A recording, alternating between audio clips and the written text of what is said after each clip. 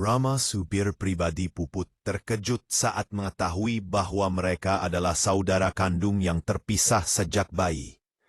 Dapatkah mereka mengatasi masa lalu yang menyakitkan? Temukan kisahnya. Sahabat semuanya, sebelum kita lanjutkan cerita ini, mari tuliskan di komentar dari mana saja sahabat menonton cerita ini. Semoga yang subscribe kami doakan dimudahkan segala urusannya, dilapangkan rezekinya, disehatkan badannya, dan dikabulkan segala hajatnya. Amin ya Rabbal Alamin. Mari kita lanjut ceritanya. Hari itu panas terik, matahari seakan menempel tepat di atas kepala. Rambut Rama sudah lepek karena keringat. Kaus lusuhnya basah di bagian punggung, tapi wajahnya tetap saja memancarkan semangat. Ia berdiri di depan gerbang besar rumah mewah bak istana. Pagar tinggi dengan kat hitam mengilap itu tampak lebih gagah daripada seluruh bangunan di kampungnya. Di atas gerbang, kamera CCTV bergerak mengikuti setiap gerakan Rama, membuatnya makin kikuk. Ya ampun, gerbangnya aja segede rumah kontrakan gue. Gumam Rama sambil mengusap keringat dengan handuk kecil yang ia bawa di saku. Sebelum sempat ia mengetuk bel, seorang satpam berpostur tegap keluar dari pos jaga. Tatapannya penuh curiga. "Mau apa, Mas?" tanyanya dengan nada datar. Rama tersenyum lebar, memperlihatkan giginya yang agak berantakan. "Saya Rama, Pak. Katanya disuruh datang hari ini. Mau kerja sopir pribadi gitu." Satpam itu mengamati Rama dari ujung rambut sampai ujung sepatu. Sepatunya memang agak belel dan kemejanya bukan kemeja terbaik di dunia. Tapi ia tidak bohong. Ia memang dipanggil untuk wawancara terakhir. Satpam itu mengangguk singkat lalu membuka gerbang. "Masuk aja. Nanti langsung ketemu Bu Silvi, asistennya Nona Puput."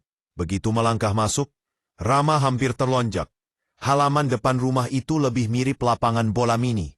Rumput hijau terawat rapi, ada air mancur di tengah, dan mobil-mobil mewah berjejer dengan gagahnya. Astaga, ini rumah apa? Showroom mobil. Desisnya kagum. Belum sempat ia mengagumi lebih jauh. Seorang wanita berpenampilan rapi menghampirinya. Wanita itu mengenakan blazer hitam, rambut disanggul dan wajahnya sangat serius. "Inilah Bu Silvi, asisten pribadi Puput." "Anda Rama?" tanyanya cepat. Rama mengangguk mantap. "Betul Bu, sopir yang Anda pesan kayak ojek online tapi eksklusif." Bu Silvi melotot. "Hah?" Rama buru-buru menutup mulut. "Hehe, maksud saya siap jadi sopir pribadi Bu. Insya Allah setia, jujur, rajin menabung, menjauhi narkoba."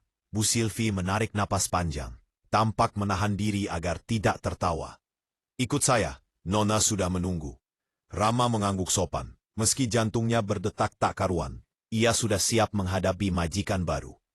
Meski dari gosip yang ia dengar, Nona Puput ini terkenal jutek, sombong, dan kalau ngomong suka seenaknya. Di ruang tamu yang luas seperti aula duduklah seorang wanita muda. Rambut panjangnya tergerai indah, pakaian mahal menempel di tubuhnya. Wajahnya cantik, tapi dingin. Dialah Puput. Puput mengangkat alis melihat penampilan Rama. "Ini sopirnya?" tanyanya pada Bu Silvi dengan nada yang membuat udara mendadak dingin. "Betul Nona, namanya Rama. Dia sudah melewati tahap seleksi, surat-surat lengkap."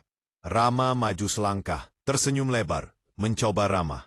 "Selamat siang, Nona Puput. Saya Rama siap jadi sopir sekaligus bodyguard kalau perlu. Tenang aja, kalau ada begal saya lari duluan. Maksudnya saya lindungi duluan." Puput mendelik, "Apa-apaan sih kamu? Sopir atau stand-up comedian?" Rama garu kepala. Kikuk. "Hehe, biar cair suasananya Nona, soalnya kalau tegang mulu nanti saya salah napas." Puput menghela napas panjang. "Saya butuh sopir bukan badut. Tugas kamu sederhana, antar jemput saya. Selalu siap kalau dibutuhkan. Jangan banyak komentar, jangan so akrab." "Siap Nona. Saya janji nggak bakal so akrab. By the way, Nona mau saya panggil Bos Ratu atau Kakanda aja biar mesra?" Puput menatapnya tajam. "Cukup panggil saya, Nona." "Baik, Nona. Tapi kalau lagi di jalan, boleh nggak saya panggil Noni biar manis gitu Rama?" Suara Puput meninggi. Iya Nona aja. Gak usah manis-manis, ucap Rama buru-buru. Meski dalam hati ia ngakak sendiri. Bu Silvi yang berdiri di samping hampir tidak bisa menahan senyum. Ia tahu betul, baru kali ini ada sopir yang berani mengobrol seperti itu dengan Puput. Biasanya sopir lain sudah gemetar duluan. Hari pertama Rama bekerja pun dimulai. Puput memerintahkannya untuk membawa mobil sedan mewah warna hitam mengkilap. Rama langsung grogi saat duduk di kursi pengemudi. Waduh, ini mobil apa? Kapal pesiar ya? Tombolnya banyak banget. Puput yang duduk di belakang melipat tangan. Kamu bisa nyetir nggak sih? Bisa, Nona. Mobilnya aja yang agak terlalu canggih buat saya. Kalau biasanya saya bawa mobil, tombolnya cuma klakson sama lampu sein. Ini ada 30 tombol kayak kokpit pesawat. Puput mendengus. Sudah, jalan saja. Rama menyalakan mesin sedikit kagok. Tapi akhirnya, mobil melaju. Di lampu merah pertama, Rama menoleh sebentar ke belakang. Nona, mau saya puterin lagu dangdut biar suasana cair atau maunya jazz biar sesuai mobilnya? Puput menatapnya datar. Saya tidak suka musik ribut. Oke, berarti slow rock aja ya Nona? Tanpa menunggu jawaban, Rama memutar radio. Tiba-tiba terdengar lagu lama dengan irama melo. Rama langsung ikut nyanyi lirih. Puput memejamkan mata. Mencoba sabar. Rama, bisa tidak kamu nyepir tanpa nyanyi? Bisa Nona, tapi kalau enggak nyanyi, nanti saya ngantuk. Bahaya kalau sopir ngantuk. Puput ingin marah, tapi di satu sisi ia geli juga. Ada rasa asing tapi menghibur dari kehadiran Rama. Biasanya perjalanan selalu hening dan membosankan. Tapi kali ini berbeda. Beberapa jam kemudian, mereka berhenti di sebuah butik mewah. Puput masuk untuk berbelanja, sementara Rama menunggu di mobil. Namun karena penasaran, Rama ikut masuk. Begitu melihat harga baju, ia hampir pingsan. Astaga naga, satu baju 5 juta. Kalau di kampung 5 juta bisa buat hajatan 1 RT, katanya cukup keras hingga beberapa orang menoleh. Puput mendengarnya dan langsung menatap tajam. Rama tunggu di mobil. Tapi Nona, ini baju mahal banget. Masa enggak ada diskonnya? Kalau saya boleh nawar, siapa tahu dapat murah. Puput menutup wajah dengan tangan. Astaga, saya kenapa sih dapat sopir model begini? Namun di balik rasa jengkel, Puput menyadari sesuatu. Ia tidak merasa sendirian lagi. Kehadiran Rama yang kocak membuat hidupnya yang biasanya kaku dan penuh apuran jadi lebih berwarna. Sore harinya saat perjalanan pulang, Puput akhirnya bicara pelan. Rama, lain kali jangan sok ikut-ikut urusan saya ya. Kamu cukup sopir, bukan penasihat belanja. Rama mengangguk tersenyum. Siap Nona. Saya sopir, bukan penasihat. Tapi kalau Nona butuh curhat, saya bisa jadi pendengar setia. Gratis, tanpa biaya tambahan. Puput menahan senyum kecil. Ia tidak ingin mengakuinya, tapi sopir barunya memang aneh. Aneh, tapi entah kenapa menyenangkan. Di balik kaca spion, Rama melihat senyum samar itu dan dalam hati ia berkata, "Ah, Nona Puput Jude." Tapi kayaknya hatinya enggak sedingin ekspresinya. Hari pertama bekerja berakhir dengan sukses, atau lebih tepatnya berakhir dengan campuran rasa jengkel, tawa, dan keheranan. Rama tahu satu hal, pekerjaannya sebagai sopir kali ini tidak akan pernah membosankan. Dan ia tidak tahu pertemuannya dengan majikan judes itu hanyalah awal dari kisah yang akan mengubah hidupnya selamanya. Hari-hari pertama Rama bekerja sebagai sopir pribadi berjalan bisa dibilang tidak normal. Normal bagi orang lain mungkin berarti datang antar majikan pulang lalu selesai. Tapi buat Rama, setiap harinya seperti episode sinetron komedi dengan bonus makian halus dari Puput. Pagi itu, Puput baru saja keluar rumah dengan penampilan glamor, gaun mahal, kas branded, kacamata hitam yang menutupi setengah wajahnya. Rama yang sudah siap di mobil langsung membuka pintu. "Selamat pagi, Nona. Hari ini cantiknya melebihi iklan sabun mandi," ucap Rama sambil tersenyum lebar. Puput melirik sebentar. Rama, tugas kamu itu membuka pintu, bukan jadi komentator kecantikan. Hehe. Iya, Nona. Tapi kalau enggak saya puji, nanti hari Nona kusam loh. Kata orang, pujian bikin awet muda. Piput hanya menghela napas, masuk ke mobil dan segera sibuk dengan ponselnya. Rama menutup pintu lalu duduk di kursi pengemudi. Begitu mesin menyala, mobil malah mati lagi. Rama mengernyit.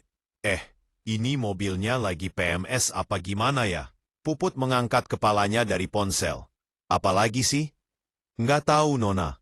Mesin kayak malu-malu gitu. Tadinya, sekarang mati. Kayak cowok naksir cewek, maju mundur. Puput menahan diri untuk tidak berteriak. Rama, coba nyalakan dengan benar. Jangan asal comot tombol. Rama mencoba lagi. Mesin menyala, mobil bergerak pelan. Namun baru 5 menit, ia malah salah belok masuk ke jalan kecil yang macet total. Rama seru Puput. Ini bukan jalan menuju mall. Kamu masuk ke gang sempit penuh motor. Rama nyenyir malu. Saya kira shortcut. Nona, biasanya kalau main game jalan tikus lebih cepat. Ini bukan game. Puput hampir melempar tasnya. Meski jengkel, suasana mobil justru jadi ramai dengan pertengkaran receh itu. Orang-orang di jalan menoleh heran, melihat mobil mewah terjebak di gang sempit, dengan sopir yang sibuk minta motor-motor minggir. Permisi ya. Motor cantik, motor ganteng. Kasih jalan dikit. Saya bawa bos Judas nih. Seru Rama. Puput menepuk dahinya. Ya ampun, malu-maluin banget. Akhirnya mereka tiba di mall. Meski telat hampir setengah jam, Puput turun dengan langkah cepat. Rama menyusul hendak memarkir mobil. Tapi seperti biasa, masalah baru muncul. Rama memarkir mobil mewah itu di pojok agak miring dengan roda depan menempel garis putih. Satpam Mall datang memberi kode. Pak, parkirnya lurus dikit. Rama keluar dari mobil, tersenyum ram. Maaf ya Pak, mobilnya kebesaran, parkirannya kekecilan. Kayak orang gemuk masuk lift sempit. Satpam hanya bisa menggeleng. Sementara dari kejauhan Puput melihat dan langsung, astaga, ini orang bikin repot terus. Saat pulang, Puput langsung menyindir. Rama, kamu sopir pribadi atau bahan hiburan? Semua orang liatin kita tadi. Rama tertawa. Bagus dong, Nona. Kita jadi pusat perhatian. Kalau Nona artis, saya jadi manir. Puput menatapnya tajam, tapi tidak bisa menyangkal. Sejak Rama jadi sopirnya, hari-harinya memang tidak lagi monoton. Biasanya ia selalu diam di perjalanan, sibuk dengan ponsel. Tapi kini, meski jengkel, ia sering kiali tidak sadar tersenyum. Di sisi lain, ketika malam tiba dan ia sudah pulang ke kos sederhana, Rama suka termenung. Di balik wajah cerianya, ia menyimpan luka lama. Ia sering memandangi foto lusuh ibunya yang sudah tiada. Bu, kalau aja keluarga kita nggak tercerai-berai, mungkin sekarang saya nggak harus jadi sopir. Saya punya adik juga entah di mana. Gumamnya pelan. Rama memang tumbuh tanpa kepastian tentang keluarganya. Ayahnya pergi entah kemana. Ibunya meninggal saat ia remaja, dan kabarnya ia punya seorang adik perempuan yang hilang sejak bayi. Namun setiap kali perasaan sedih datang, Rama memilih untuk menutupinya dengan humor. Ya udahlah Rama, hidup harus dibikin ketawa. Kalau nggak bisa gila sendiri, katanya sambil menggeleng, lalu merebahkan diri di kasur tipis kosannya. Hari berikutnya, adegan kocak kembali terjadi. Puput meminta Rama mengantarnya ke sebuah acara gala dinner. Puput tampil dengan gaun elegan, sementara Rama mengenakan seragam sopir, hitam-hitam. Dalam perjalanan, Puput menegur. Rama, kamu tahu nggak kalau di acara seperti ini, sopir harus menunggu di parkiran, bukan ikutan masuk. Rama mengangguk. Tenang Nona, saya tahu diri. Saya cuman ikut kalau ada buffet gratis. Rama, hehe, bercanda Nona. Saya setia di parkiran. Tapi kalau lapar banget, minimal saya numpang cium aroma makanannya. Puput menutup wajah, tidak tahu harus marah atau tertawa. Sesampainya di gedung acara, Rama benar-benar menunggu di parkiran. Tapi karena bosan, ia iseng menyandarkan diri di mobil. Pak Lama, seorang pria lain datang melihat Rama. Kamu sopirnya Nona Puput ya? Wah, beruntung banget kerja sama dia, ujar pria itu. Rama tersenyum. Iya, beruntung. Cuman ya harus siap kuping panas tiap hari. Mereka berdua tertawa. Namun di balik itu, Rama sadar, meski pekerjaannya penuh drama, ia merasa tidak kesepian. Ada sesuatu tentang Puput yang membuatnya betah. Meski judes, kehadirannya membuat hari-harinya lebih hidup. Beberapa minggu kemudian, pertengkaran receh mereka makin sering terjadi. Mulai dari masalah AC mobil terlalu dingin hingga Rama yang selalu salah menyebut nama brand barang mewah Puput. Suatu ketika, Puput membawa tas baru. Rama, tahu nggak ini tas apa? Tanyanya dengan nada pamer. Rama mengamati. Tas sekolah upgrade ya? Nona Puput hampir tersedak. Ini Hermes. Tahu nggak harganya bisa beli motor? Rama terbelalak. Motor. Kalau gitu, hati-hati, Nona. Jangan taruh sembarangan. Kalau hilang saya nggak sanggup ganti. Saya cuman bisa nyicil bayar pakai doa. Puput menepuk dahinya. Sementara Rama senyum santai. Meski terus bertengkar soal hal-hal kecil, perlahan Puput mulai terbiasa. Ia bahkan mulai menantikan celotehan konyol Rama. Di dalam hati, ia tahu pria ini berbeda dari orang-orang di sekitarnya. Tidak pernah menjilat, tidak pernah takut, dan selalu apa adanya. Namun yang tidak diketahui Puput di balik tawa dan kecerobohan Rama, tersimpan kerinduan mendalam akan keluarganya yang hilang. Kadang saat mengemudi, matanya menerawang jauh. Ia membayangkan bagaimana rasanya punya adik yang bisa ia jaga. Seseorang yang bisa ia banggakan. Ironisnya tanpa Rama sadari, adik yang ia cari itu kini duduk di kursi belakang mobil, memandangnya dengan tatapan setengah kesal, setengah geli. Dunia memang penuh kejutan. Hanya saja Rama belum mengetahuinya. Hari itu ditutup dengan adegan klasik mereka. Puput ngomel, Rama nyengir, lalu mereka sama-sama diam. Tapi dalam diam itu, ada kehangatan aneh yang tumbuh. Meski keduanya belum berani mengakuinya, hari itu sebenarnya dimulai dengan biasa saja. Puput punya agenda menghadiri peluncuran produk kecantikan terbaru. Sebagai selebritas media sosial dengan jutaan pengikut, ia sering diundang ke acara semacam itu. Rama tentu saja mendapat tugas antar jemput. Seperti biasa, Rama sudah standby di depan rumah, berdiri dengan gaya sok gagah, tangan bersedekap seperti satpam mal. Begitu Puput keluar dengan gaun elegan berwarna merah marun, Raman langsung berkomentar. Astaga, Nona hari ini kayak mercon siap meledak. Cantik banget. Puput mendengus. Rama diam, jangan bikin heboh dari pagi. Hehe, maaf Nona. Tapi serius, kalau saya jadi pengawal pribadi, harusnya saya siapin tameng. Takut ada orang kesambar pesona. Nona Puput menggeleng masuk ke mobil tanpa menanggapi lebih lanjut. Namun diam-diam pujian itu membuatnya sedikit tersenyum. Acara peluncuran berlangsung di sebuah hotel megah. Begitu mereka tiba, sudah ada puluhan wartawan dan fans yang menunggu di depan pintu masuk. Kamera berderet. Mikrofon terjulur, teriakan-teriakan memanggil nama Puput menggema. Puput, Puput, sini lihat kamera. Puput, benar nggak gosip kamu dekat sama aktor itu? Puput, lirik dong ke sini. Puput panjang, kacamata hitamnya dipasang lebih erat. Rama yang melihat kerumunan itu ikut panik. Waduh, Nona, ini fans apa demo ya? Ramainya kayak antre minyak goreng. Rama, tolong antar saya masuk tanpa ribut. Jangan bikin masalah. Siap, Nona. Tapi caranya gimana ya? Saya kan bukan ninja. Puput menatap tajam. Pokoknya cari cara. Rama menggaruk kepala. Ia menoleh ke sekitar lalu menemukan ide konyol. Ia segera membuka bagasi mobil, mengeluarkan mantel panjang dan topi lebar miliknya. Nona, cepat pakai ini. Kita samarkan penampilan. Puput terkejut. Hah? Mana mungkin berhasil? Percaya sama saya akan lulus S3 penyamaran. Puput melotot. S3 singkatan Nona, Sering 3 kali gagal. Puput ingin menolak, tapi waktu tidak banyak. Akhirnya ia menurut. Rama memasangkan mantel besar ke tubuh Puput, menutupi gaunnya yang mencolok.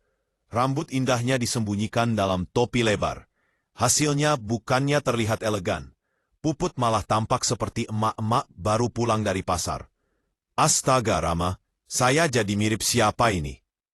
Mirip artis Bollywood versi puasa 3 hari. Nona bagus kok. Orang gak bakal curiga. Dengan penuh percaya diri, Rama menggandeng Puput keluar dari mobil. Wartawan yang sibuk berteriak langsung melongo. Itu siapa ya? Kayaknya bukan Puput. Bukan deh. Masa Puput tampil kayak gitu? Mereka berhasil melewati kerumunan tanpa dikenali. Puput, meski awalnya malu, akhirnya tidak bisa menahan tawa kecil. Ya Tuhan, Rama, saya nggak nyangka penyamaran norakmu berhasil. Rama mengangkat dagu. Saya kan jago, Nona. Kalau mau saya bisa nyamar jadi patung pancuran juga. Puput tertawa pelan. Tawa yang jarang ia tunjukkan pada orang lain. Namun kejadian konyol belum berakhir. Saat mereka masuk ke hotel, ternyata ada sekelompok fans fanatik yang tetap mencurigai. Itu kayaknya Puput deh. Lihat cara jalannya sama banget. Seketika mereka berlari mendekat, Rama langsung panik.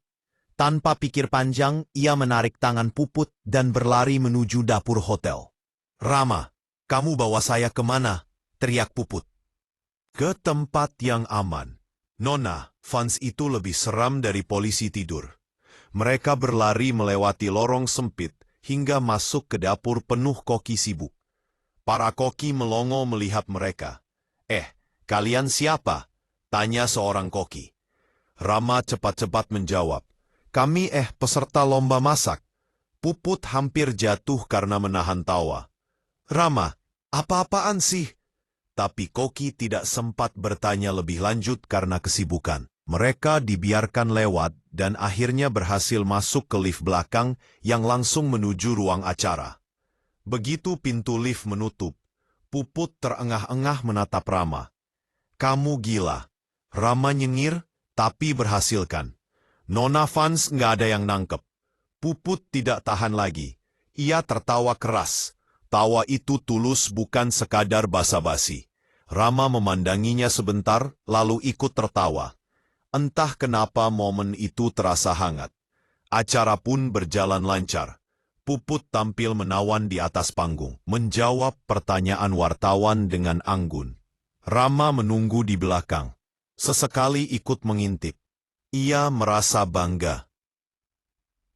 Meski hanya jadi sopir, namun di sela-sela itu, Rama tak bisa menahan pikirannya sendiri. Andai aku punya adik, mungkin aku akan menjaganya seperti ini. Menemani, melindungi, meski dengan cara konyol sekalipun, ada rasa aneh di hatinya setiap melihat Puput. Bukan perasaan cinta seperti pria ke wanita, tapi lebih kepada sesuatu yang dalam dan akrab. Ia tidak bisa menjelaskannya. Setelah acara selesai, Puput mendekati Rama di parkiran. Wajahnya tampak lebih lembut dari biasanya. Rama, katanya pelan. Iya, Nona. Tadi terima kasih. Kalau bukan karena kamu, mungkin saya sudah dikerubungi wartawan. Rama mengangkat alis. Lah, terima kasihnya cuman gitu. Harusnya Nona traktir saya makan mewah dong. Puput mendengus, tapi senyum tipis muncul di wajahnya. Ya sudah, ayo kita makan dulu. Rama terbelalak. Serius Nona? Ya, tapi jangan kebanyakan minta macam-macam. Rama hampir meloncat kegirangan. Asik, ini rekor pertama saya ditraktir Bos Judes. Mereka akhirnya makan malam di restoran hotel. Meski Puput tetap menjaga sikap eleg, ia mulai lebih sering tersenyum mendengar celotehan Rama. Malam itu, perjalanan pulang terasa berbeda. Tidak ada pertengkaran receh, tidak ada omelan, hanya keheningan yang aneh tapi nyaman. Puput duduk bersandar, sesekali melirik Rama lewat kaca spion. Ia heran kenapa sopir ini terasa begitu akrab seolah sudah lama dikenalnya. Ia bahkan merasa lebih bebas tertawa di hadapan Rama dibandingkan teman-teman elitnya. Sementara itu, Rama juga diam-diam melirik Puput. Ia melihat sisi lembut yang jarang muncul. Senyum asli, bukan senyum plastik untuk kamera. Dalam hatinya ia bergumam. Nona ini keras di luar, tapi hatinya kayaknya lembut banget. Kalau beneran adik saya, wah, pasti saya bangga banget. Tapi tentu saja, Rama belum tahu betapa dekatnya dugaannya itu dengan kenyataan. Malam itu, rumah megah Puput terasa lebih sunyi dari biasanya. Rama baru saja memarkir mobil setelah mengantar Puput pulang dari acara galanya. Puput yang biasanya langsung masuk tanpa basa-basi, kali ini malah menoleh ke Rama. Besok jangan lupa, jam 9 pagi udah harus standby. Ada meeting sama klien di Hotel Bintang L. Jangan telat, katanya dengan nada tegas seperti komandan militer. Rama menunduk sambil menahan tawa. Siap, Bos Puput. Kalau perlu, saya tidur di mobil biar nggak telat. Puput mendengus. Yaelah, drama banget. Udah sana pulang. Rama mengangguk, lalu masuk ke kamar kecilnya di area belakang rumah. Meski hanya kamar sederhana untuk pekerja, Rama sudah bersyukur. Setidaknya atapnya nggak bocor kalau hujan deras. Ia merebahkan diri, matanya menatap langit-langit kusam. Dan seperti biasa, pikirannya melayang ke masa lalu. Ke keluarganya yang sudah lama hilang entah kemana. Keesokan harinya, kejadian kecil mengubah segalanya. Pagi itu, Puput sedang ribet memilih perhiasan untuk dipakai. Di meja riasnya, ada aneka kalung dan gelang yang berkilauan. Rama yang kebetulan lewat karena dipanggil untuk siap-siap, tanpa sengaja menoleh ke arah meja itu. Matanya langsung membelalak. Ada sebuah kalung dengan liontin berbentuk setengah hati. Bentuknya persis dengan kalung yang dulu ia punya saat kecil. Kalung kembar. Hadiah dari ibunya sebelum mereka terpisah.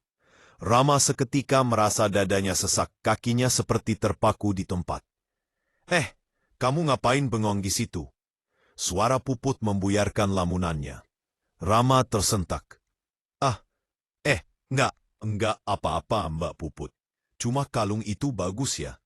Puput melirik curiga. Ia mengambil kalung itu lalu memakainya di depan cermin. Kalung ini? Iya sih, katanya sih udah lama banget di keluarga. Mama yang kasih waktu aku kecil. Rama menelan ludah, jantungnya berdegup tak karuan. Mama yang kasih. Waktu kecil rasanya seperti potongan puzzle yang tiba-tiba muncul setelah lama hilang. Tapi ia tak berani bertanya lebih jauh. Bagaimana kalau salah? Bagaimana kalau cuma kebetulan? Rama menarik napas panjang, lalu tersenyum kaku. Cocok banget sama Mbak Puput. Kelihatan kayak putri beneran. Puput mengibaskan rambutnya dengan gaya sok anggun. Emang aku putri kok. Rama nyaris tergelak. Putri judes maksudnya batinnya. Hari-hari berikutnya, bayangan kalung itu terus menghantui pikiran Rama. Setiap kali melihat Puput, ia jadi teringat wajah adiknya dulu. Samar, kecil, dengan suara rengekan manja minta digendong. Suatu malam, ketika mereka sedang dalam perjalanan pulang dari acara kantor, Puput tiba-tiba memecah keheningan. Ram, kamu pernah ceritakan kalau kamu nggak tahu lagi kabar keluargamu? Rama mengangguk, menjaga ekspresi tetap datar. Iya Mbak, udah lama banget pisah. Waktu kecil sempat punya adik perempuan, tapi ya gitu hilang kontak. Entah di mana sekarang. Puput menoleh sebentar, lalu kembali menatap keluar jendela. Ada sorot aneh di matanya. Adik perempuan, gumamnya pelan. Aku juga dulu sering ngerasa kayak pernah punya seseorang di dekatku waktu kecil. Tapi orang rumah selalu bilang aku salah ingat. Rama menoleh cepat. Mbak juga ngerasa gitu. Puput tersenyum kecut. Iya, aneh kan? Makanya aku nggak pernah cerita ke siapa-siapa. Takut dikira halu. Suasana dalam mobil mendadak hening. Hanya suara mesin dan angin malam yang terdengar. Rama merasakan bulu kuduknya meremang. Apa mungkin? Kecurigaan makin kuat saat Puput tanpa sengaja menyebut kebiasaan kecilnya. Dulu waktu kecil, aku katanya suka banget nyanyi lagu anak-anak sampai tetangga protes. Kamu tahu nggak? Aku dulu punya kebiasaan teriak. Ram, ayo nyanyi. Meskipun nggak ada orang namanya Rama di rumah. Aneh ya, Rama hampir membanting setir saking kagetnya. Untung mobil berhenti di lampu merah. Dia menoleh dengan ekspresi sulit ditahan. Serius, Mbak? Mbak pernah teriak kayak gitu? Puput mengangkat bahu. Iya, Mama sama Papa sering bilang aku ngaco. Tapi entah kenapa aku ngerasa itu nyata. Rama menunduk. Kedua tangannya mencengkeram setir erat-erat. Dadanya sesak, matanya panas. Apa jangan-jangan? Tapi lagi-lagi ia memilih diam. Ia takut semua ini hanya ilusi. Beberapa hari kemudian, Rama tanpa sengaja mendengar percakapan antara Puput dan salah satu tantenya yang datang berkunjung. Put, kamu masih simpan kalung itu? Tanya si tante sambil menunjuk ke leher Puput. Pupit mengangguk. Iya, kenapa tante? Wajah si tante menegang sesaat. Enggak apa-apa.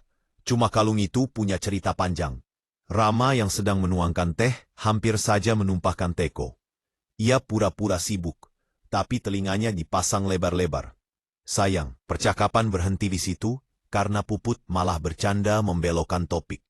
Sejak saat itu, Rama makin sulit tidur. Bayangan masa kecilnya, suara adiknya, kalung kembar itu semuanya berkecamuk di kepalanya. Suatu malam, ia duduk sendirian di teras belakang, menatap langit. Ia berbisik lirih, seolah bicara pada angin. Kalau benar Mbak Puput itu adikku, apa aku siap nerima kenyataan itu? Apa aku sanggup? Air matanya jatuh tanpa ia sadari. Sementara itu, dari jendela lantai atas, Puput yang kebetulan melihat Rama termenung, juga merasakan sesuatu yang aneh di hatinya. Ada rasa iba, ada rasa hangat, seolah mereka memang sudah lama saling mengenal. Keesokan harinya, Puput tiba-tiba nyeletuk di mobil. Ram, aneh ya, aku baru sadar. Kamu tuh kerasa kayak keluarga sendiri. Padahal baru kenal. Rama menoleh sebentar, lalu tersenyum getir. Mungkin karena saya sopir terbaik se-Indonesia kali, Mbak. Puput langsung melotot. Ih, pede banget. Keduanya tertawa, tapi dalam hati mereka tahu, ada sesuatu yang lebih besar sedang menunggu untuk terungkap. Hari itu, rumah Puput kedatangan seorang tamu istimewa.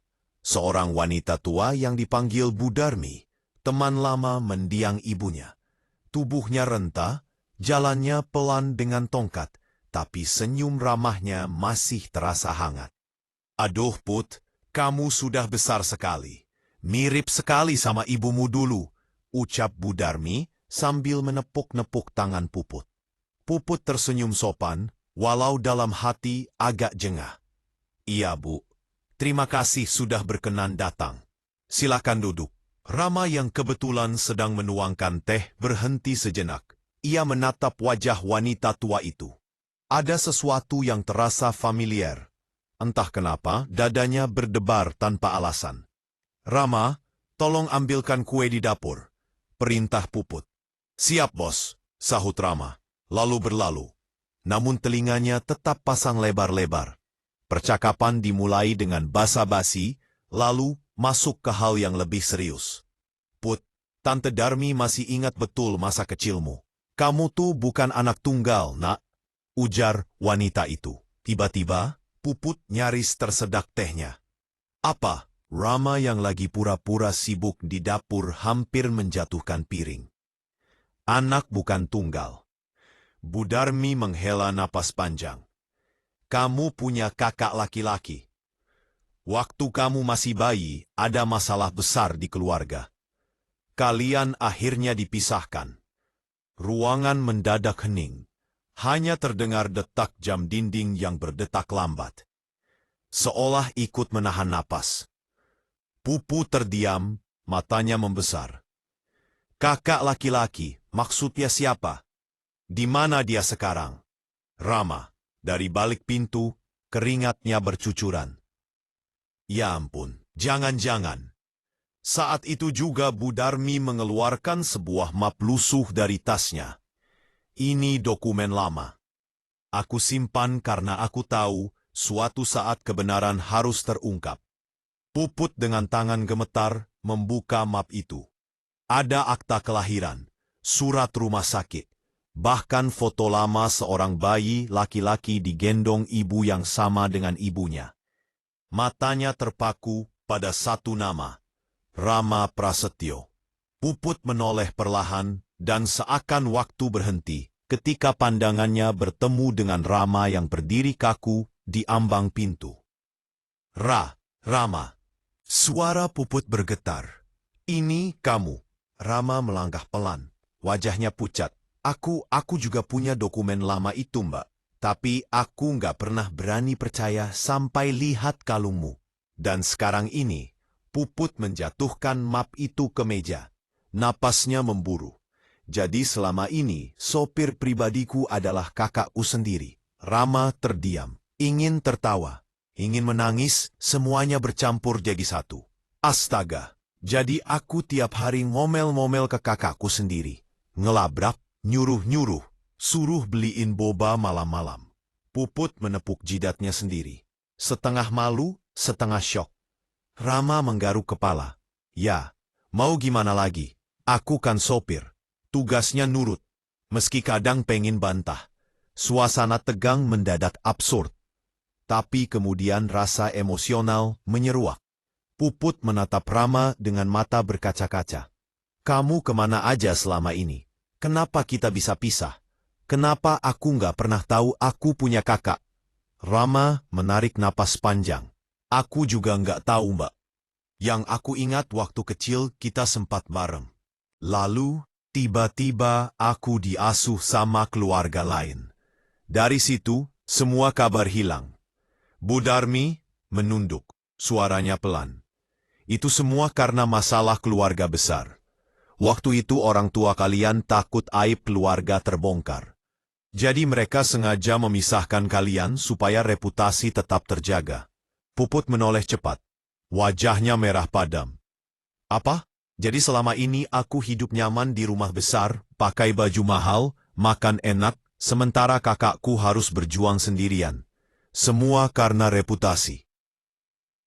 Rama menunduk. Tak sanggup melihat wajah adiknya. Ada rasa lega karena misteri terpecahkan, tapi juga marah, bingung, terluka. Malam itu, dunia keduanya jungkir balik. Puput mengurung diri di kamar, menatap kalungnya yang ternyata bukan sekadar perhiasan, melainkan bukti masa lalu. Air matanya mengalir deras. Aku ini adik yang jahat. Kakakku hidup susah, aku malah sibuk pesta dan belanja. Bisiknya pada diri sendiri. Sementara Rama duduk di ranjang kecilnya, menatap kosong. Hatinya campur aduk. Ia senang akhirnya menemukan adiknya, tapi juga merasa asing. Adiknya yang dulu manja dan polos, kini jadi wanita kaya yang judes. Harusnya aku bahagia, tapi kenapa rasanya berat? Keesokan paginya, suasana masih kaku. Saat Rama menunggu di mobil, Puput muncul dengan wajah sembab. Ia membuka pintu lalu duduk tanpa berkata apa-apa. Beberapa menit hanya diisi bunyi mesin dan AC mobil. Akhirnya Puput membuka suara. Aku nggak bisa terima. Keluarga kita tega banget, Ram. Mereka pikir apa? Hidup itu cuma soal nama baik. Mereka nggak mikirin perasaan kita. Rama tetap menatap jalan. Aku juga marah, Mbak. Tapi ya kita nggak bisa ubah masa lalu. Yang bisa kita lakuin, cuman memutuskan kita mau gimana ke depannya. Puput menoleh, wajahnya masih kesal. Kamu tenang banget ngomongnya. Padahal kamu yang paling dirugiin di sini. Rama tersenyum pahit. Mungkin karena aku udah biasa kehilangan.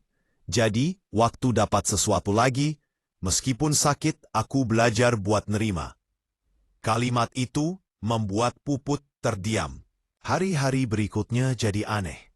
Puput mendadak jadi canggung dengan Rama. Ia sering lupa harus memanggil Rama sebagai sopir atau kakak. Ram, maksudku Mas Rama, Kak Rama. Puput berkali-kali salah panggil, sampai Rama ketawa ngakak. Udah, panggil aja Rama, nggak usah ribet, kata Rama sambil tertawa. Tapi dalam hati, Puput merasa bersalah setiap kali menyuruh Rama melakukan hal sepele. Gila, masa aku nyuruh kakakku sendiri buangin sampah? Di sisi lain, kabar mulai berhembus di kalangan keluarga besar bahwa kebenaran itu sudah terbongkar. Beberapa kerabat menganggap itu masalah serius. Bahkan ada yang menyuruh Puput bungkam soal hubungan mereka. Tolong, Put, Jangan sampai publik tahu, bisa rusak nama baik keluarga. Desak salah satu omnya lewat telepon. Puput menggenggam ponselnya erat-erat, lalu menjawab dengan nada marah. Nama baik lebih penting dari keluarga sendiri. Aku nggak akan diam kali ini. Rama yang mendengar percakapan itu dari jauh, hanya bisa menghela napas. Ia tahu badai baru saja dimulai. Malamnya mereka akhirnya duduk berdua di ruang tamu tanpa formalitas majikan sopir. Puput menatap Rama lekat-lekat. Aku nggak peduli lagi sama omongan keluarga kamu. Kakakku, aku bakal jaga hubungan ini. Apapun yang terjadi. Rama terdiam lama, lalu tersenyum tipis. Aku juga, meski jalannya nggak bakal gampang. Mereka pun saling menggenggam tangan, canggung tapi hangat. Dua saudara yang akhirnya dipertemukan kembali di tengah dunia yang tidak siap menerima kebenaran mereka. Sejak rahasia itu terbongkar, hubungan Puput dan Rama tidak lagi sama. Bukan berarti mereka langsung akrab bak kakak adik sinetron yang tiap hari saling peluk. Justru yang terjadi malah sering ribut. Bukan ribut receh lagi, tapi ribut yang bikin keduanya sama-sama nangis. Lalu entah kenapa ujung-ujungnya ketawa juga. Pagi itu Puput turun dari kamarnya dengan wajah cemberut. Ia menemukan Rama sedang sibuk nyuci mobil sambil nyanyi-nyanyi. Sumbang, Ram, teriak Puput. Rama menoleh, masih dengan busa di tangannya. Apa, Mbak Puput? Mbak, adikku tercinta. Nada suaranya jelas mengejek. Puput mendengus. Jangan manggil aku gitu. Aneh. Rama nyengir. Bukannya kemarin kamu sendiri yang bilang aku kakakmu? Terus aku harus manggil kamu apa dong? Bos Princess atau Mbak Judes? Rama. Puput melempar sandal ke arahnya. Rama ketawa ngakak. Tapi kemudian wajahnya berubah serius. Tapi benar Put, aku bingung. Aku ini sopirmu atau kakakmu? Kamu maunya gimana? Pertanyaan itu langsung membekukan suasana. Puput menunduk. Hatinya terasa perih. Siangnya mereka duduk di ruang makan. Masing-masing diam dengan pikirannya sendiri. Puput menatap sendok di tangannya, lalu tiba-tiba berkata lirih. Kamu tahu Karam? Aku merasa jahat banget. Rama berhenti mengunyah. Jahat kenapa? Puput menghela napas. Aku hidup enak, makan mewah tiap hari, sekolah bagus, bisa apa aja yang aku mau. Sementara kamu, kakakku sendiri, harus kerja keras buat hidup. Aku bahkan nyuruh-nyuruh kamu kayak bawahan. Gila kan? Rama menaruh sendoknya lalu menatap Puput. Put, itu bukan salahmu. Kita nggak bisa milih di mana kita lahir. Kamu nggak salah apa-apa. Tapi aku merasa bersalah. Puput mulai bergetar suaranya. Kamu harusnya hidup kayak aku juga, Ram. Harusnya kita sama-sama di rumah ini. Bukan aku sendirian yang enak. Rama terdiam lama. Hatinya campur aduk. Ada bagian dirinya yang ingin